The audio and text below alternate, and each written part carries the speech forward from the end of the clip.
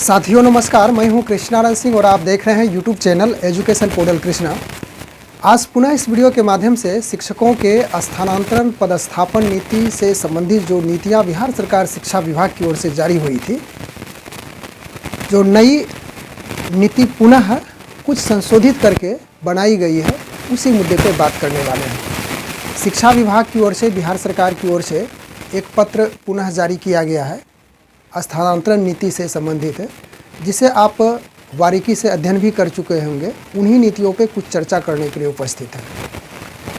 जो आदेश जारी हुआ था बिहार सरकार की ओर से 21/11/2024 की तिथि में, और उसका ज्ञापांक यानी कि संचिका संख्या 2035 था।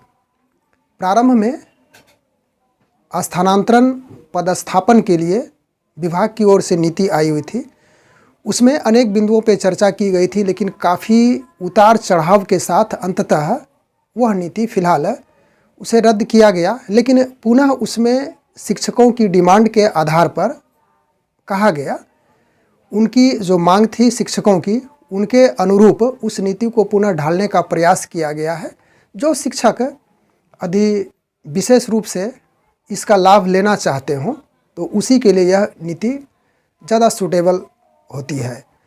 तो आप जो ज्ञापांक 2035 है, दिनांक 21/11/2024 की तिथि में जारी हुई थी, तो उसमें स्पष्ट रूप से इस बात का निर्देश था कि पूर्व में ई शिक्षा कोष ऐप पोर्टल में जो ऑनलाइन स्थानांतरण पदस्थापन के लिए आवेदन प्राप्त किए गए थे, वह आवेदन रद्द किया जा चुका है। परंतु नई दिशा निर्देश, नई गाइडलाइन के तहत पुनः उसी पत्र में कहा गया था कि विशेष समस्या के कारण अपने स्थानांतरण हेतु इच्छुक शिक्षक शिक्षिका ई शिक्षा कोष पोर्टल पर अपना आवेदन नए सिरे से कर सकते हैं।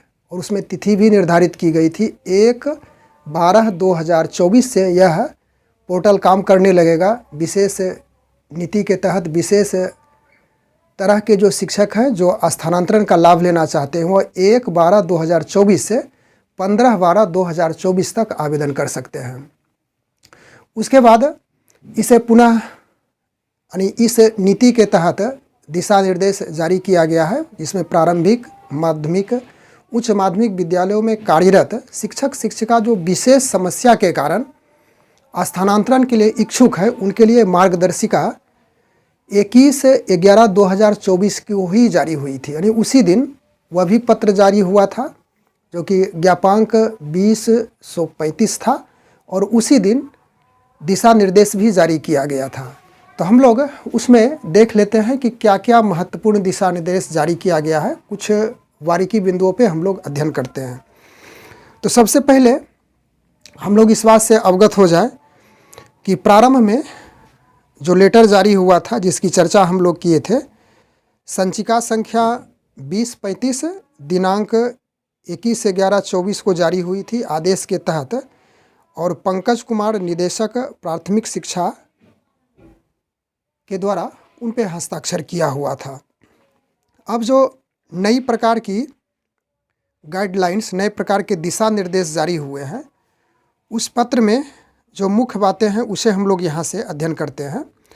इसमें स्पष्ट रूप से ऊपर हेडलाइन बनाया गया है कि राज्य सरकारी प्रारंभिक एवं माध्यमिक, उच्च माध्यमिक विद्यालयों में कार्यरत शिक्षक शिक्षिका जो विशेष समस्या के कारण स्थानांतरण के लिए इच्छुक हैं के अभ्यावेदन देने हेतु मार्गदर्शिका है, स्पष्ट है। और इसमें वही ज्ञापांक 2035 से मेंशन किया गया है, और दिनांक 21/11/2024 है। तो इसमें जो ई शिक्षा कोष के माध्यम से आपको आवेदन करना है, सारी डिटेल चर्चा की गई है। किस प्रकार से आप आवेदन करेंगे, लॉगिन करेंगे, उसके बाद OTP प्राप्त होने के बाद डैशबोर्ड पर अंकित करना है request for transfer on special ground, या एक नए प्रकार का उसमें विंडोज़ खुलेगा, उसे क्लिक करेंगे। उसके बाद आप जो ट्रांसफ़र की प्रक्रिया है उसको पूरा कर सकते हैं। हम लोग इसमें समझने का प्रयास करते हैं कि किनके लिए, यानी किन किन शिक्षक शिक्षिकाओं के लिए यह नीति विशेष रूप से बनाई गई है। तो पहला में है कि असाध्य रोग, ऐसे शिक्षक शिक्षिका जो असाध्य रोग से पीड़ित है, उसमें विभिन्न प्रकार के कैंसर, उसके बाद जो असाध्य रोग के अंतर्गत आता है तो उसमें स्वयं या तो पति पत्नी या फिर बच्चे, यानी कि स्वयं यदि असाध्य रोग से पीड़ित है या तो फिर पति है या तो फिर पत्नी है या तो फिर उनके बच्चे हैं, तो उन्हें इस नीति के तहत स्थानांतरण का बेनिफिट लिया जा सकता है, यानी कि वे शिक्षक ले सकते हैं। उसके बाद दूसरा इसमें है गंभीर रुग्णता, किडनी रोग, हृदय रोग, लीवर रोग, स्वयं पति पत्नी या तो फिर बच्चे, इसमें भी सेम कंडीशन लगाया गया है। उसके बाद तीसरे प्रकार में है दिव्यांगता के आधार पर स्वयं नियुक्त शिक्षक या शिक्षिका, जो हैंडीकैप्ड है, शिक्षक हो या शिक्षिका हो, वह भी इस नीति का लाभ ले सकते हैं। उसके बाद चौथे प्रकार में है ऑटिज्म, मानसिक दिव्यांगता, स्वयं पति पत्नी या बच्चे। उसके बाद पाँचवें पॉइंट में है कि विधवा एवं परित्यक्ता, तो महिला शिक्षिका के लिए यह स्पेशल है, विधवा है या तो परित्यक्ता के रूप में आते हैं वे शिक्षिका, तो वे लाभ ले सकते हैं। उसके बाद छठा है पति के पदस्थापन के आधार पर महिला शिक्षिका के लिए है। उसके बाद सातवां पॉइंट जहाँ पे कुछ नोटिस करने वाली बातें हैं कि ऐच्छिक स्थान से वर्तमान पदस्थापन की दूरी शिक्षक एवं शिक्षिका दोनों के लिए है।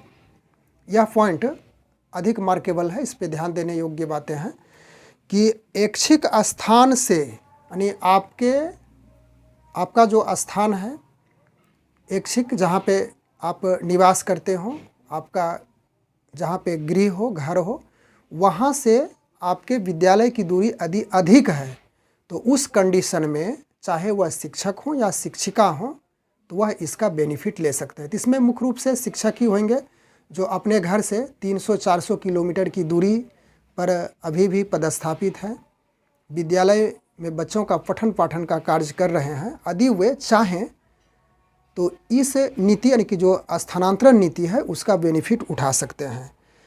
तो इसमें अब रही बातें कि किस प्रकार से आप स्थानांतरण का लाभ लेंगे। तो स्थानांतरण हेतु इच्छुक शिक्षक शिक्षिका 10 विकल्प देने का अवसर होगा, जिसमें कम से कम 3 विकल्प देना अनिवार्य होगा, परंतु शिक्षक अधिकतम 10 विकल्प भर सकते हैं, अन्य 7 विकल्प अनिवार्य नहीं होगा। अब बातें आ जाती है कि पूर्व में जो नीति थी, पूर्व में जो आदेश जारी हुआ था, जो नियमावली बनाई गई थी पदस्थापन स्थानांतरण के लिए, सेम उसी कंडीशन का आपको फॉलो करना है। आपको 10 विकल्प देना है, 10 विकल्प में 3 विकल्प अनिवार्य होगा। तो आप उस नियमावली को अच्छी तरह से बारीकी रूप से अध्ययन किए हैं तो स्थिति को स्पष्ट रूप से समझ गए होंगे कि फिर उस नियमावली के तहत ही आपको इसमें अटैच किया गया है, जोड़ा गया है। कम से कम आपको 3 विकल्प देना होगा। पहले विकल्प में यदि रिक्तियाँ हैं तो आप मिलेगी, अन्यथा दूसरे विकल्प में जाएंगे, तीसरे विकल्प में जाएंगे, और तीसरे विकल्प में भी यदि रिक्ति नहीं रही आपके लिए तो जो उधर रेस्ट बचता है 7 विकल्प, उसमें रैंडमाइजेशन की प्रक्रिया पूरी की जाएगी। स्पष्ट है, इसमें डिटेल चर्चा नहीं की गई है, लेकिन जब 10 विकल्प की बात आती है 3 विकल्प अनिवार्य है, फिर वही जो पीछे वाली नियमावली है, पीछे वाले जो निर्देश जारी किए गए हैं उसी का फॉलो करना होगा। आगे है कि इच्छुक शिक्षक शिक्षिका द्वारा विकल्प चयन करते समय जिला प्रखंड का चयन करते हुए पंचायत नगर निकाय का चयन किया जाएगा। जैसा स्थानांतरण नीति थी, कहाँ पे आपको स्थानांतरित होना है, यानी कहाँ पे विकल्प देना है, कहाँ नहीं देना है, वो सारी बातें पीछे वाले नियमानुसार, पीछे वाले जो निर्देश है उसी अनुसार से आपको चलना है। तो बहुत सारे शिक्षक इसमें मुख्य रूप से मिला जुला करके बातें कही जाए कि अभी भी कुछ ऐसे शिक्षक हैं जो विद्यालय से घर की दूरी उनकी कम है, तो उस आधार पे वे शिक्षक, यहाँ पे थोड़ा सा ये बातें कुछ अलग ढंग की हो जाती है, कुछ तीखी बातें हो जाती है, लेकिन इसे आप अन्यथा ना लेंगे। लेकिन उन शिक्षकों पर भी आपको विशेष ध्यान रखना है कि जो घर से अभी भी 300-400 किलोमीटर की दूरी पर कार्यरत हैं, विद्यालय में बने हुए हैं, घर से दूर रहते हैं, तो उन शिक्षकों के लिए विशेष प्रकार की सुविधाएं दी गई है। वे शिक्षक चाह रहे थे कि स्थानांतरण का लाभ मिले और इस प्रकार का भी मिले लाभ कि हम घर से विद्यालय की जो दूरी होती है वह कम से कम दूरी पे हो। तो मिला जुला करके सारांश रूप में इस बात को फिर से मैं रिपीट करूं कि वे शिक्षक जो घर से विद्यालय कम ही दूरी पर है, 4 से 5 किलोमीटर की दूरी पर हैं, तो वे तो ठीक है।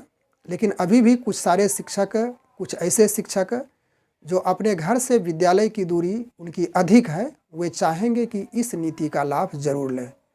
बहुत सारे शिक्षकों से हमारी बात हुई कि हम लोग काफ़ी दूर पर हैं, आशाएं थी, जगी थी कि अब कम से कम अपने ज़िला में तो पदस्थापित हो जाएंगे, वहाँ पे हमारा स्थानांतरण हो जाएगा। लेकिन बीच में काफ़ी उतार चढ़ाव के बावजूद इस पे स्टे लगा दिया गया। पुराने नीति को पुनः विभाग की ओर से कहा गया कि उसमें तब्दीलियां की जाएगी, सुधार किया जाएगा। और आप विभिन्न समाचार पत्रों में देख ही रहे होंगे, मीडिया में हर दिन इसके बारे में विशेष रूप से चर्चा हो रही है कि जो शिक्षक नहीं चाहें तो वे बने रह सकते हैं विद्यालय में। लेकिन विशेष शिक्षकों के लिए जो विशेष प्रकार की सुविधाएं दी गई थी, उसमें वह सुविधाएं प्रारंभ में सक्षमता पास करने के बाद जो जिला का आवंटन हुआ था वह भी प्राप्त नहीं हो रहा था।